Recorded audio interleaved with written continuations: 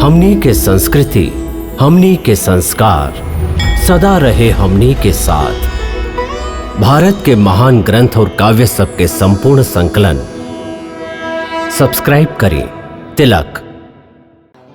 राजन, आप महेश्वर के यज्ञ करी जे सगरे अनिष्ट के नाश करे वाला है। यह महेश्वर यज्ञ के नाम है धनुर्यज्ञ। भगवान भूतनाथ के दिहल गैल धनुष के पूजा द्वारा यज्ञ संपन्न होखेला, ये खराब सपना के विनाश और शत्रु भय के निवारण करेला। यह यज्ञ से आध्यात्मिक, अधिदैविक और उत्कट अधिभौतिक ये तीन तरह के उत्पाद के खंडन होखेला।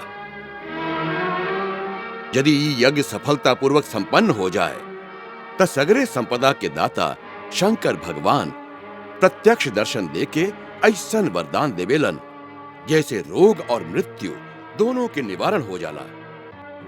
शंकर द्वारा दिहल गई धनुष।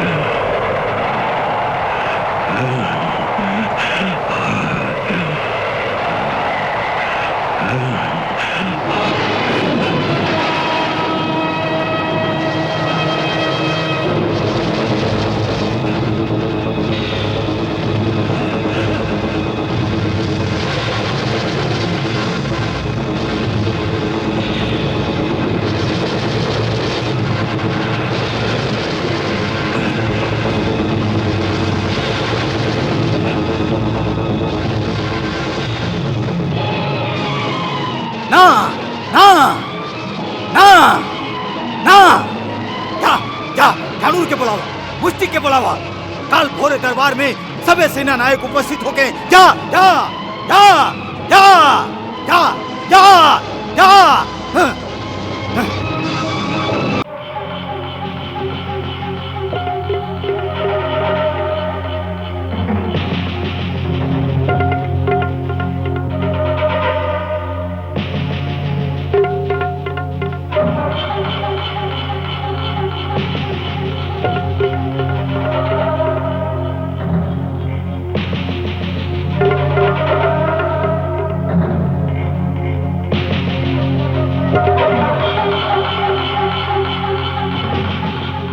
महाराज कंस, हम आपके ये भयानक स्वप्न के विवरण सुन लेने और मथुरा के महापंडित सत्यक जी के धारणा भी कि स्वप्न कौनो बहुत बड़ा विनाश के सूचक है, बहुत बड़ा विनाश के। ई दोनों बात से ना तो हम भयभीत भैली और ना ही हम चिंतित भैली। बाकी हमके चिंता हो रहा है खाली आपके ई दशा के देख के। ऊ परमवीर कंस जे आज तक तीनों लोक में आपन विजय दुंदुभी के बजावत आइल है, जेकर एक गर्जना से देवता तक के हृदय कांप उठेला, वह शेर के लेखा दहाड़े वाला कंस आज हमके पहला बार स्वयं डेराइल दिखा रहा है मित्र, स्वयं डेराइल। एकरा पहले भी हम कई बार आपके चिंतित देखले हैं, बाकी ऐसे भयभीत कबो ना देखली मित्र, कबो ना।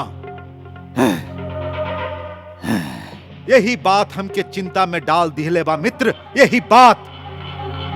काहे कि युद्ध नीति कहली कि शत्रु के जीते के सबसे पहला गुर यह होखेला कि ओकरा भयभीत कर दा, ओकर हृदय में डर पैदा कर दा मित्र, डर। ऐसे ओकर शक्ति आधा रह जाला। डेराइल योद्धा रण में जाए से पहले ही बाजी हार चुकल होखेला। बाकी ऐसन व्यक्ति जेकर हृदय में ना कोनो डर होके ना कोनो भय होके और वो चारों ओर से शत्रु से घेराइल भी होके, तब वो आपन वीरता, हिम्मत और साहस के जोर पर लड़ाई के जीत सकेला। ऐसे सबसे पहला काम तो आप ही करी मित्र कि आपन हृदय से ई भय के, ई डर के निकाल दी मित्र, निकाल दी। ये डर के कैसे निकाल दी मित्र, कैसे निकाल दी?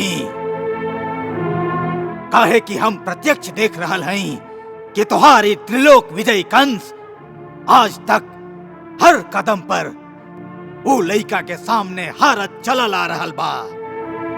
ओकरा सामने हमके आपन हर चाल में मात खाए के पड़ रहल बा। हाँ, वो हमार परम शक्तिशाली योद्धा लोग के एक एक करके संहार कैलास। वो चाहित अब तक हमार भी संहार जरूर कर सकत रहे, बाकी ऐसा ना कैलसू। हम पहले भी कहले रही, ऐसा लागता कि वो हमार हंसी उड़ा रहल बा, हमरा संगे खिलवाड़ कर रहल बा। हाँ, या फिर हमार एक एक अंग काट काट के हमके तड़पा तड़पा के मारे चाहता। हाँ, ये ऐसने खेल बा जैसे एगो शेर कोनो हिरण के मारे से पहले ओकरा थोड़ा थोड़ा सा भागे देवे, फिर ओकर एगो पैर काट खाए और ओकरा थोड़ी का और भागे देवे, फिर ओकर दूसर पैर काट खाए, फिर भागे देवे, फिर ओकर गर्दन जख्मी कर देवे, फिर ओकर कमर तोड़ देवे,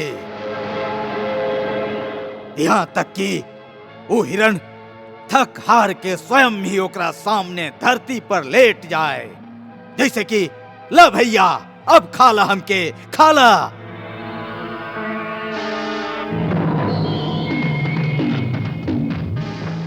यदि लइका भी हमरा संगे ओइसने खिलवाड़ कर रहल बा, त फिर एक तरह तिल तिल करके मरे से त अच्छा बा कि हम एगो लइका के हाथ से मारल जाए के निंदा से बचे खातिर स्वयं ही आत्महत्या कर ली।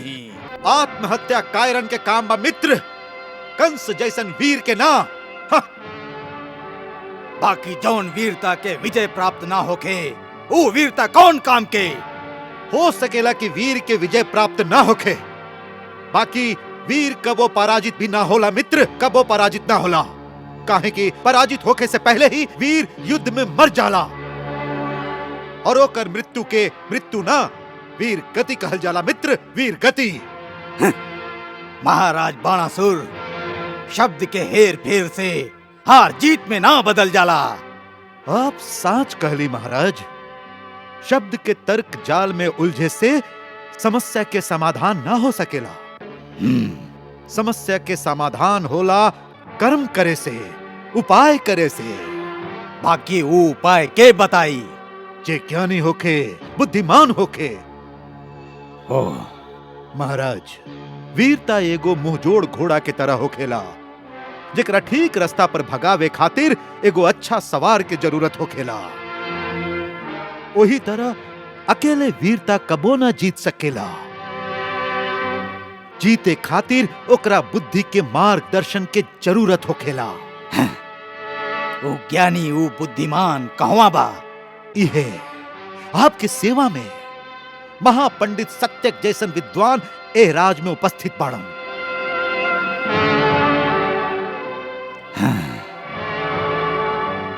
ई बुद्धिमान पुरोहित स्वयं दैत्यन के गुरु महान शुक्राचार्य जी के प्रिय शिष्य बाड़न। इनकर ज्ञान, इनकर विद्या के उपयोग करे के चाहिए हम लोग के। ऐसे आज हम इनका यहाँ इस सभा में बुलौले हैं। हाँ महाराज, इनका यदि सपना के शुभ अशुभ फल के जानकारी बा तई इहो जानत होखी है कि कौनो विपत्ति के सूच यदि कौनो सपना के माध्यम से मिलल बा तो ओकर निवारण के उपाय का हो सकेला। हे महापंडित सत्यक जी, का आपके पास कौनो वैसन उपाय बा, कौनो वैसन विद्या बा जेकरा द्वारा ओ आवे वाला विपत्ति के निवारण हो सके, जेकर संकेत हमरा खराब सपना में मिलेला? अवश्य राजन, अवश्य। परम गुरु शुक्राचार्य के शिष्य के रहते आपके कौनो बात की चिंता ना होके के चाहिए। दैत्यन के हित के रक्षा कैल हमार गुरु के आदेश है और आप दैत्य शिरोमणि हैं। ऐसे आपके हित के रक्षा कैल हमार कर्तव्य है।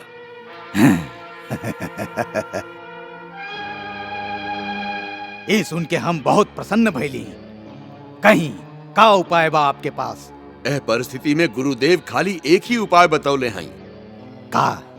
राजन, आप महेश्वर के यज्ञ करी जिस सगरे अनिष्ट के नाश करे वाला है।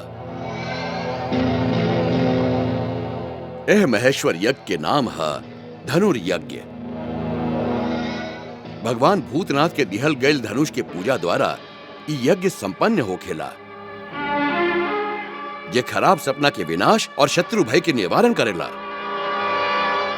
यह यज्ञ से आध्यात्मिक, अधिदैविक और उत्कट अधिभौतिक ये तीन तरह के उत्पाद के खंडन होखेला।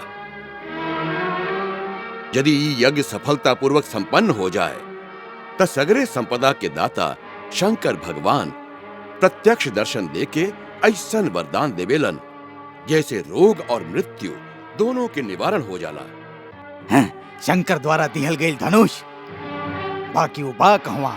आपके शायद मालूम नहीं खे, या तो महाराज उग्रसेन ना बतैले हुई हैं कि वो धनुष कई पीढ़ी से मथुरा के राजकुल के पास बा। हाँ? वो आपके गुप्त कोश में मिली। बहुत पहले वो महान पाशुपत धनुष नंदीश्वर के स्वयं पशुपतिनाथ से प्राप्त भइल रहे। फिर वहां एक बार पुष्कर तीर्थ में वो धनुष परशुराम जी के प्रदान कैले रही। कृपा निधान परशुराम जी ओकरा एह राजकुल के पुरखन के देले रही।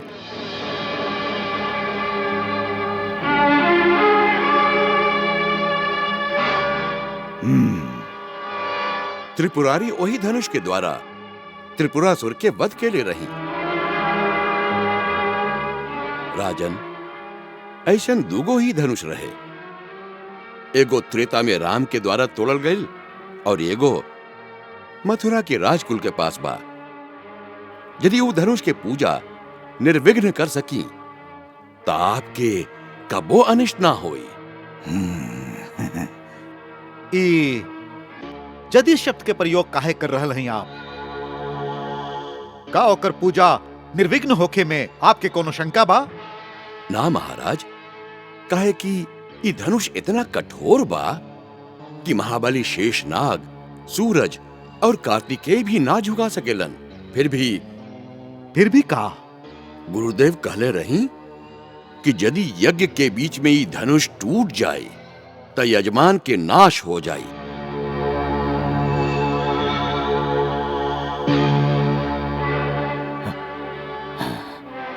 बाकी उहाँ के ई भी कहले रही कि नारायण के सिवा एह धनुष के केहू ना तोड़ सकी।